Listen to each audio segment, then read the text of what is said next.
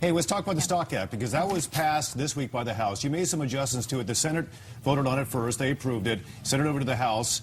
You made some adjustments because you didn't think, well, the House in general didn't think that the Senate version of it did enough to prevent possible corruption within all branches of government. Yes. In fact, here's the thing where credibility is so important. There was already regulations to say that you can't trade, congressmen can't trade on inside information.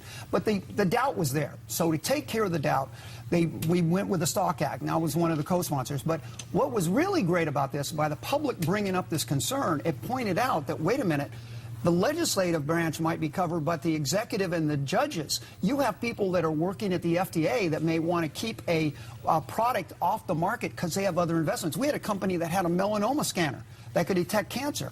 They just turned it down. One bureaucrat said, well, we're not even going to consider it. Until I brought it up at a hearing, they said, oh, this was a mistake. You and I don't know. Could that guy have an investment in a counter? This will eliminate that, or at least will make it illegal for somebody to do that. And right now, you have a bureaucrat that could make a decision by himself, something a legislator can't do, that could actually increase his stocks. And so not only could somebody make money off it, but actually could keep a product that could save lives off the market because they have a vested interest. So this is good government. This is good perception. It's a good way to try to bring back some credibility to the process. And it should have been done a lot longer. It also forces people to be transparent, because you have things written in this bill that say you've got to, if you have any interest in stocks, you have to make that public within 30 days of the purchase of that stock. Yeah, and that's a big difference, because those of us who are in Congress have to report those things. But bureaucrats were exempted. So now we've said, wait a minute, the federal government's a big package, and all of it needs to be thrown into the same standard.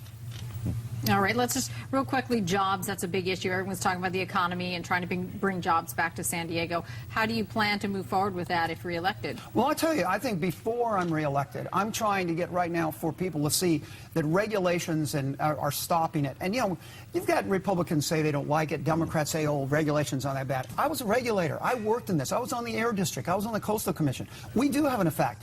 Right in our own community, at Jonah Salk School has been held up for over a decade.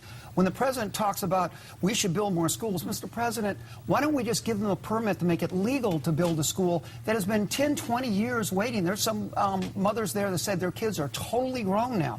Those are the kind of things that we not only could create jobs by getting the government regulation out of the way, but we could create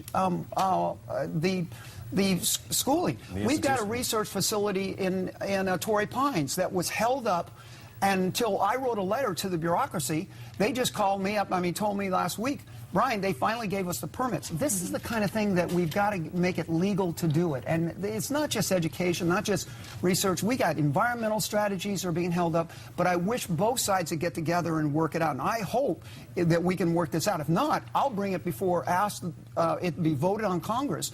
Should the kids at the Jonah Salk School finally get their school, or should we allow the bureaucracy to hold it up? Because, as you mentioned, it gets to be too late sometimes, because time ticks pretty quickly. It's always easier to say no in government than get the job done. Exactly. Thank you very much. For coming Appreciate it. Nice to see you again. We have much more ahead. Stay with us here.